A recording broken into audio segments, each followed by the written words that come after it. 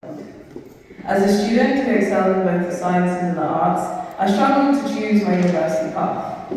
That journey led me here, to Edinburgh, where 6 years later I've become part of the furniture. And no, before anyone asks, I didn't study medicine. I made what many would see as a sensible decision and went down the route of a STEM degree, studying computer science and maths.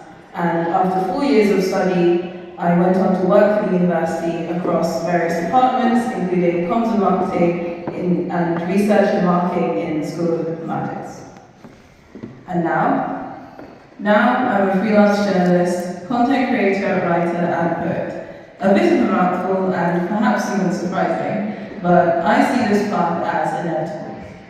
Because my whole life I've been torn between different directions, struggling to reconcile various parts of my identity. Personally, professionally, spiritually, culturally, academically, in a society where hardly anyone shares my background, my story. In a world where we're constantly being told to pick a niche, choose a side, conform, and hide parts of ourselves, I felt stifled, suffocated. Navigating all these labels, stereotypes, misconceptions, prejudices, biases, and boxes I've been forced in, eventually I rejected all of them. I carved out my own path and created my own opportunities, channeling each and every single part of my identity, not just a percentage of me. It was in this moment that I decided to embrace myself in full. My faith, my culture, my abilities and skills, the things that really, it was then that things really started to change for me. Now I've performed at literary events, spoken in Scottish Parliament, I have over 1,000 followers on LinkedIn, a streak on Duolingo of almost 1,300 days. And these are all achievements that a couple of years ago, if you'd said to me this is where you're going to be, I'd have said, who, me? And I'd have laughed and said you must have been talking about someone else. You must have got the wrong person, I'm just a regular guy.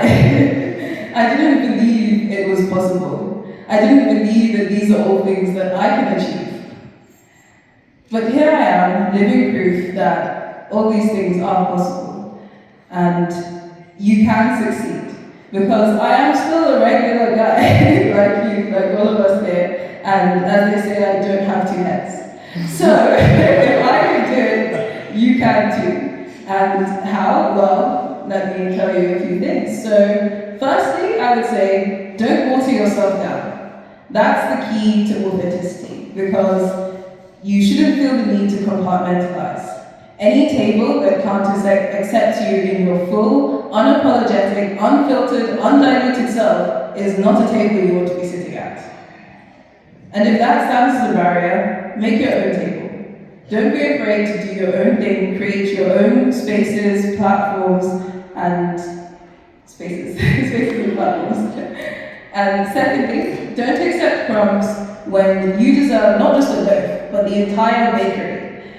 Just because you're young or still a student or don't have much experience doesn't make you any less capable or competent.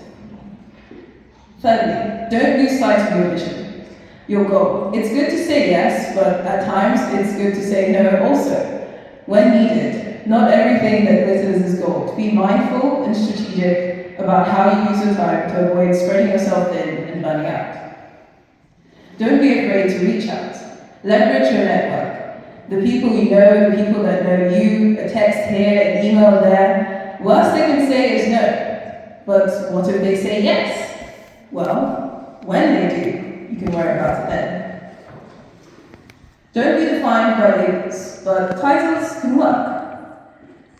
A label is something that someone else gives you, or sticks on you and chooses for you, but a title you choose yourself. You decide what everyone else gets to call you. And as a result, it can open doors. Something as simple as changing my LinkedIn headline got me a speaking opportunity and writing commission. So trust me, it works. And finally, don't lose faith in yourself and what God can do for you. Because there's already enough obstacles to overcome, so setting limits within yourself just adds extra barriers. Just try your best, work hard, and, as I say, pray for the rest. And to quote the last line of my essay from the Nurtured magazine, here's to being bold, reclaiming narratives, and sharing our stories. Thank you.